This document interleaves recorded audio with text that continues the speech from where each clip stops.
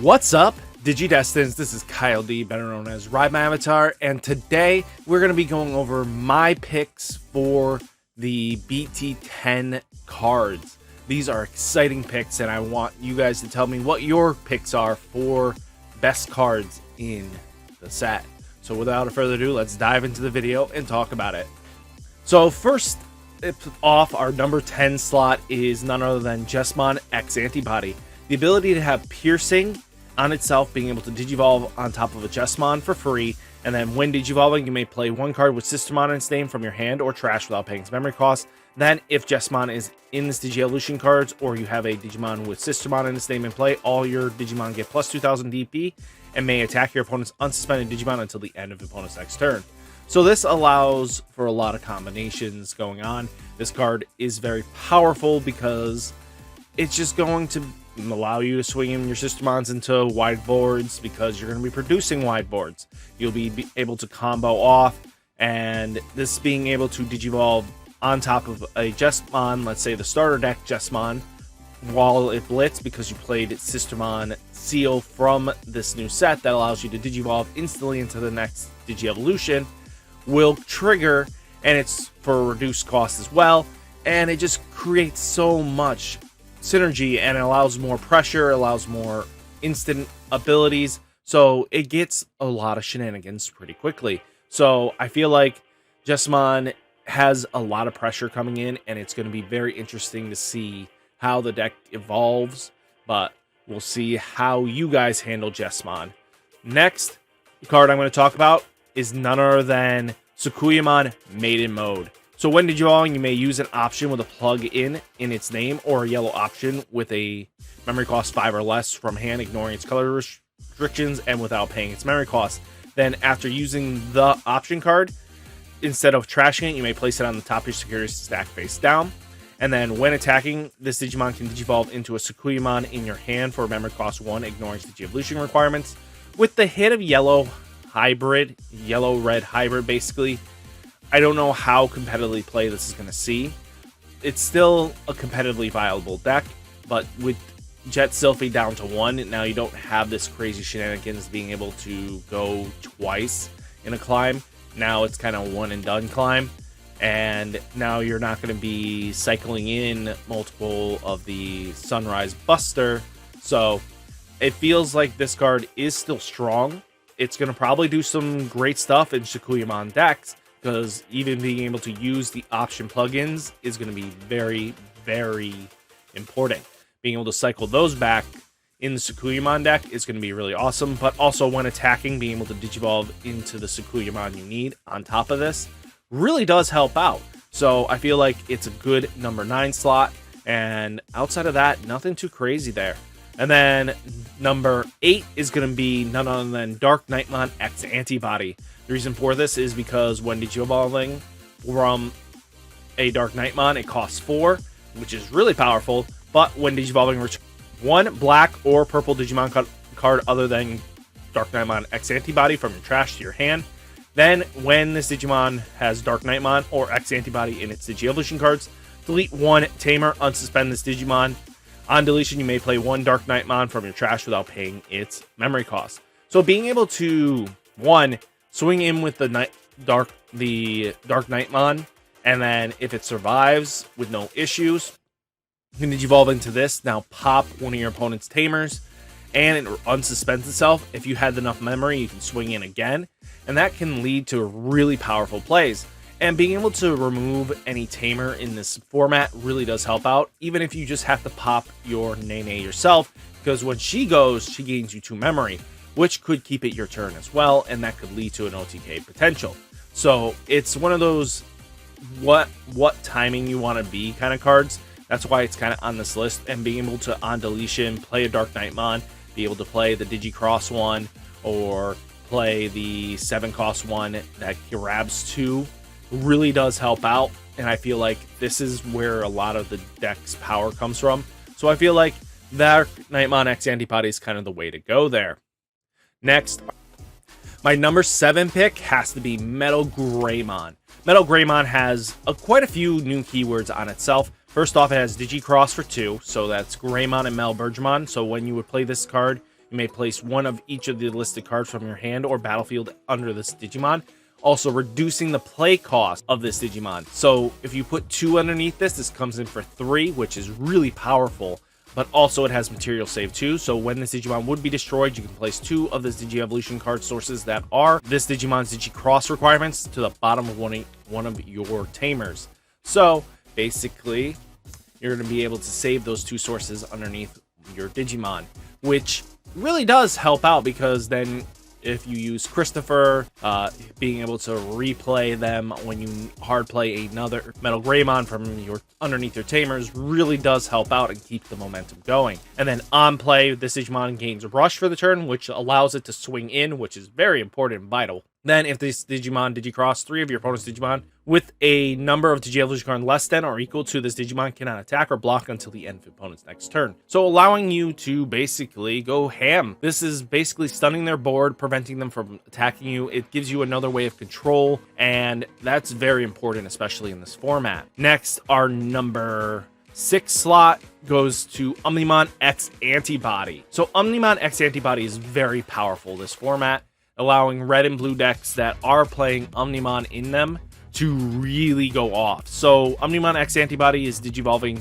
3 from an Omnimon, so it is name bracketed, so you can't use like Digimon, Omnimon, Zord, Defeat, stuff like that. But when a Digimon with X Antibody's Digi-Evolution cards would digivolve into this card, reduce the Digi-Evolution cost by 2. So basically what you're going to do is, let's say War Greymon or Metal Garurumon.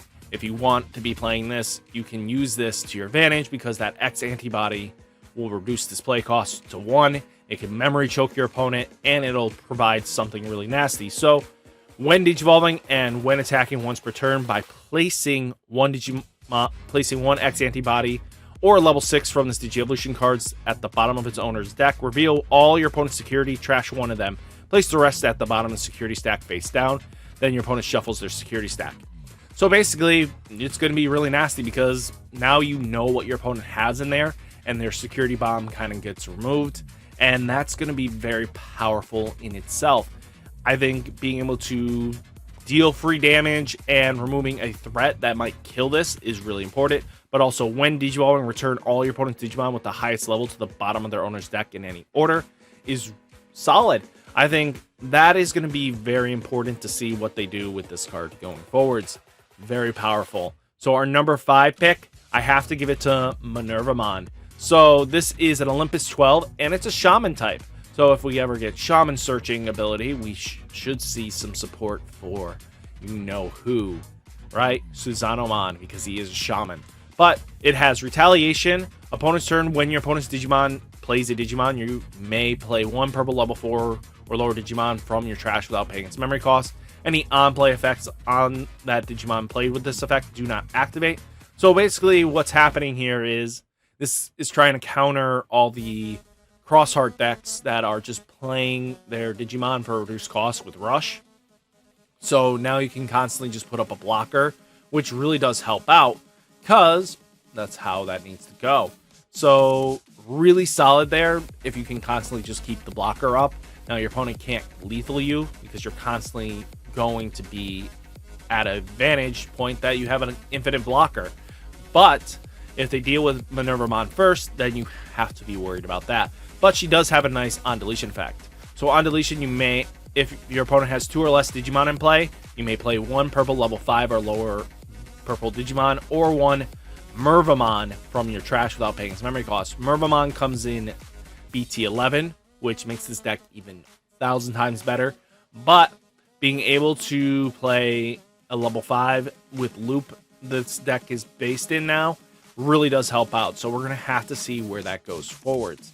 I think this is pretty solid, and I think this is a very interesting card in itself. What do you guys? Our number 4 pick is going to be Bloomlord. Bloomlord is really interesting, and I love it, because it might not be really competitively viable right now, but next set, when EX3 drops, this deck becomes broken.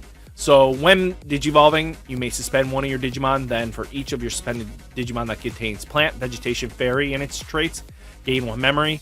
When you gain 2 or more memory with this effect, suspend this Digimon gains piercing for the turn. So he becomes unsuspended, he gets to swing in again, and that's really powerful for his when Digivolving. But your turn, for every 2 of your suspended Digimon, this Digimon gets plus 2000 DP and security plus 1. So this thing gets really beefy, really powerful pretty quickly, and it's consistent. So that is how that's going to play out. So that is Bloomlord in a nutshell. So my number 3 pick is Mon Gx. You might be wondering why.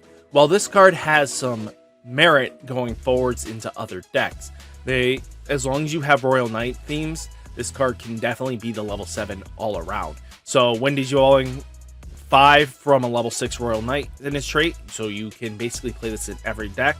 And when Digivolving, you may place 1 Digimon card with Royal Knights in its trait and a play cost 13 or less from your hand or trash under this Digimon as a bottom Digievolution card.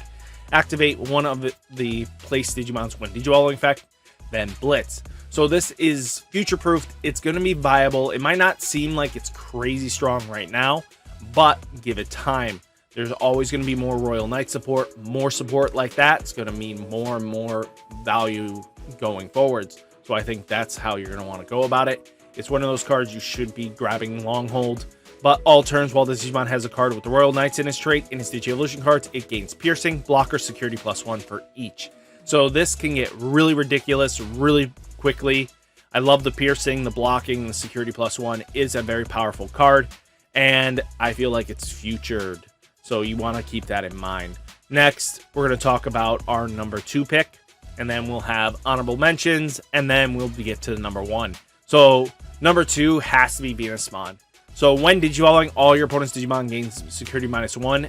So it's security checked. It's a blanket effect. So they can't just lethal you by their on plays with Rush or anything else of those crazy shenanigans. But Venusmon is just such a powerhouse. She's very splashable in any yellow deck going forwards. I feel like she's going to be a constant mainstay. Doesn't matter what you do. Even Lord Nightmon can use this and probably even go crazy with her. I think even just going with these, old-fashioned, the new deck of Angelwomon X can really do some crazy shenanigans there too. An opponent's turn, your opponent's Digimon with security attack cannot attack this Digimon, and any when Digivolving and when attacking effects of that Digimon do not activate. So that is what you're going to be doing. You're just going to shut down their Digimon for a turn, and if you can consistently get there, that means they are not going to be able to produce lethal to you. As long as you can constantly Digivolve into another Venusmon, it just keeps applying so much pressure, and I love it. So it's a great card.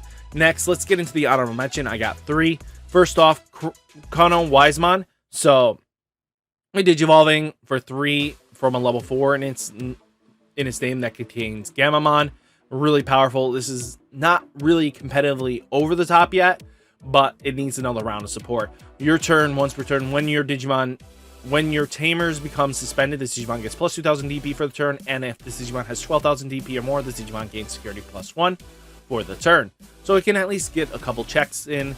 In all turns, this Digimon gains all effects of the cards in its Digievolution cards with Gammamon in its name.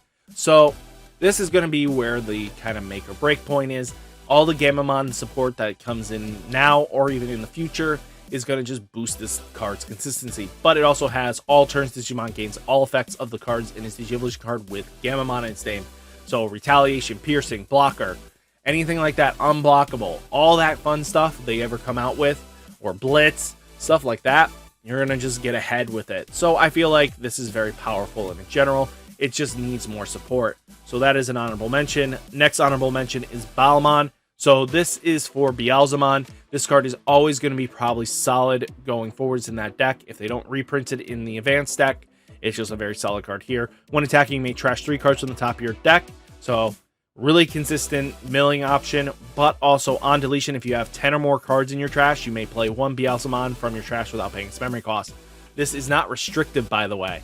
So this one picks any of your Beelzemons that you have, not Blast Mode, but any of the Beelzemon, and just sets you up going forwards if he dies. It's a fair trade because you lose out on resources sometimes, but getting a big boss Digimon coming out easily, really fun. So I think that's pretty good. And Achilles Mon is very interesting. I'm going to tell you this right now, and on the final honorable mention, it just needs more support. I feel like the whole deck's gimmick is keeping yourself at 3, which is understandable, But when digivolving, if you have 2 or fewer security, recover 1 from the deck. And then when attacking once per turn, if you have 3 or more security, one of your opponent's Digimon gets 5,000 DP for the turn. If you have 3 or fewer security, gain 2 memory. Achilles Mon is very much a potential. I feel like the whole Pulsemon line is very potential. It just needs something more cohesive for a final boss strategy. I feel like we have all the pieces starting to come together, but it's just not all there yet. And then finally, Shoutmon ×4 is the #1 pick. So why am I picking a rare for the best card in the set? Well, the card is ridiculous. First off, it has an on-play draw 2, so itself contains the power. Material save, when this Digimon would be deleted, you may place 2 of this Digimon Digievolution cards that are in this Digievolution requirements under one of your tamers in any order. Really powerful there. And then, end of attack, you may place all of this Digimon's Digievolution under one of your tamers in any order. Unsuspend one of your tamers if you do delete this Digimon. So basically, it's self-popping so that it can just set up for multiple spamming of himself, but also has a Digicross for 2 for Shoutmon, Ballistamon, Duralumon, Starmons. So this is going to basically come in for 1 cost, which is ridiculous, and especially since you have Shoutmon giving it Rush, it has Piercing, it has minusing security checks so that it doesn't likelihood of dying in the security, it's not even funny, and then Starmon drawing you a card. And then you can just constantly cycle this in if you have multiple of these and enough memory just to constantly go in 1, 2, 3, 4, 5, and it gets ridiculous pretty quickly. So I feel like ×4 is one of the best cards in the set, and if you guys have a different top 10, let me know down in the comments. Hopefully you guys enjoyed the video like this. Let me know if you enjoy videos like this, and I'll catch you in the next video. Stay safe, stay healthy. Peace!